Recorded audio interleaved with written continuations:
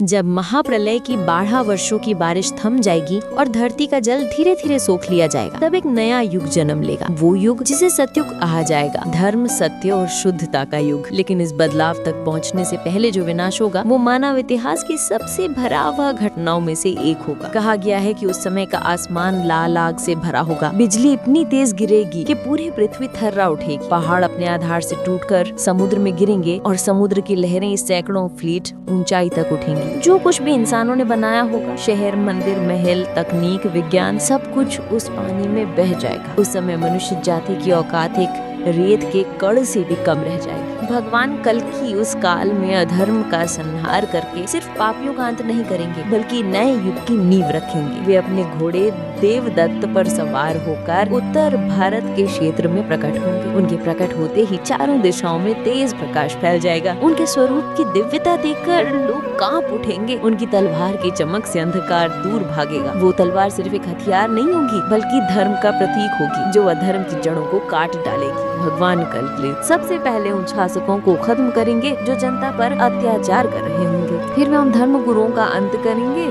जिन्होंने धर्म के नाम पर पाखंड फैलाया होगा। और फिर वे उस कलि पुरुष का नाश करेंगे जिसने मानवता को नरक बना दिया था। कल्कि अवतार के समय पृथ्वी पर चारों ओर युद्ध छिड़ जाएगा। ये युद्ध सामान्य युद्ध नहीं होगा, ये धर्म और अधर्म के बीच का निर्णायक संग्राम होगा। देवता स्वर्ग से उतरकर भगवान कल्कि की सेना में शामिल होंगे और असुरों की सेनाएं कलि पुरुष के साथ मिलकर विनाश मचाएंगी। आकाश से अग्नि वर्षा होगी, धरती पर तलवारें चमकेगी, समुद्र उफनेगा और हवा में गरज की गूंज होगी। इस युद्ध में जो व्यक्ति धर्म के साथ खड़ा होगा वो अमरत्व को प्राप्त करेगा, और जो अधर्म के साथ जाएगा उसका नाम तक मिटा दिया जाएगा। युद्ध के बाद भगवान कल्कि पृथ्वी को शुद्ध करेंगे। कहा गया है कि वो नई सभ्यता की शुरुआत करेंगे।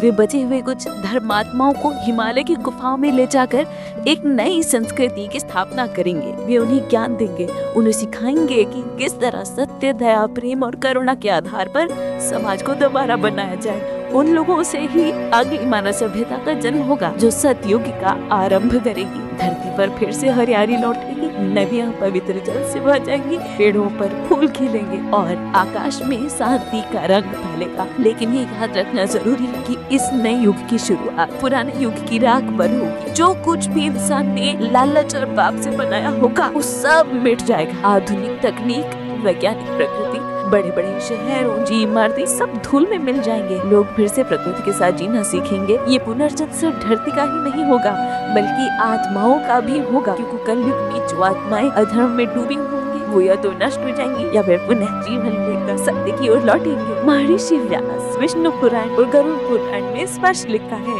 कि इस महाप्रलय के बाद एक स्वर्णिम काल आएगा, जिसमें इंसान के मन में फिर से दया, भक्ति और सत्य का वास होगा। उस युग में झूठ बोलना, धोखा देना या पाप करना असंभव होगा। हर इंसान अपने कर्मों से शुद्ध होगा। धरती पर फिर से चारों वर्णों की व्यवस्था धर्म के अनुसार चलेगी। ब्राह्मण ज्ञान में, क्षत्रिय रामम रक्षा में, वैश्य व्यापार में और शूद्र सेवा में समर्पित रहेंगे। ये विभाजन अहंकार से नहीं बल्कि संतुलन के लिए होगा। लोग भगवान के नाम का जप करेंगे, यज्ञ होंगे और हर जगह भक्ति की गूंज होगी। सूर्य और चंद्रमा अपनी रोशनी पहले से ज्यादा चमकदार करेंगे। हवा में विष नहीं बल्कि सुगंध होगी। बारिश समय पर होगी, खेतों में अनाज लहलाएगा और लोग कम मेहनत में अधिक सुख पाएंगे। उस युग में मृत्यु डर नहीं बल्कि मोक्ष का द्वार होगी, क्योंकि हर व्यक्ति ईश्वर के प्रति समर्पित रहेगा। कहा गया है कि सतयुग का जीवन मानवता के इतिहास का सबसे शुद्ध समय होगा, जहाँ कोई युद्ध नहीं होगा, कोई झूठ नहीं, कोई पाप नहीं। लेकिन युद्ध का चक्र स्थिर नहीं रहता। सतयुग के बाद फिर स्थिर त्रेता आएगा, फिर द्वापर और फिर कलयुग।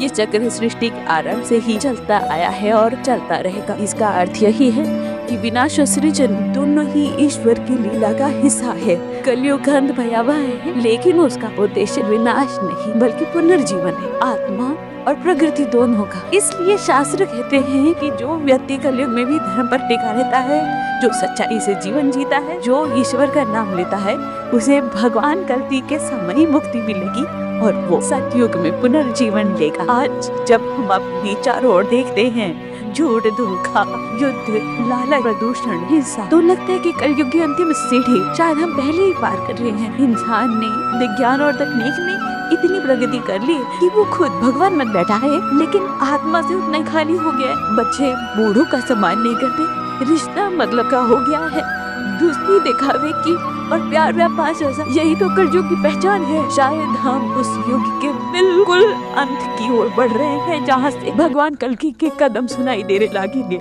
धर्म ग्रंथ कहते हैं कि जब समय पूरा होगा, जब अधर्म का घड़ा भड़काएगा, तब भगवान बिना किसी चेतावनी के अवतरित होंगे। कोई नहीं जान पाएगा कि वो कब कहाँ जन्म लेंगे। वो साधारण इंसान के रूप में जन्म लेंगे, लेकिन उनके भीतर दिव्यता होगी। उनका जन्म चंबल नामक गांव में विष्णु यश नामक ब्राह्मण के घर होगा।